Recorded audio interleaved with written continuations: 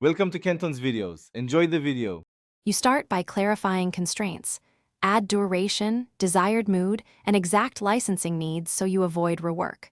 Once done, open 2-3 music libraries and filter by tempo, instrument, and license.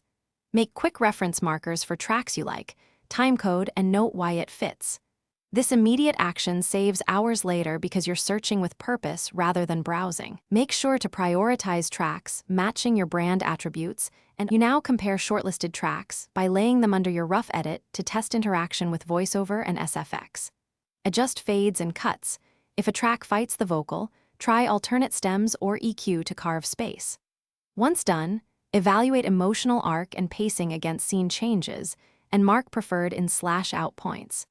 Make sure to confirm stem delivery and any exclusive negotiation early so creative choices don't get blocked by rights later. You finalize by securing the license in writing and collecting all assets, full track, stems, and invoices. Then perform the final mix and loudness check tailored to platform specs and export masters. If rights are delayed or denied, pivot quickly. Use a backup track already cleared or trim edits to match a different license. Make sure to archive contracts and audio files so any dispute or reuse is resolved fast and without recreating work.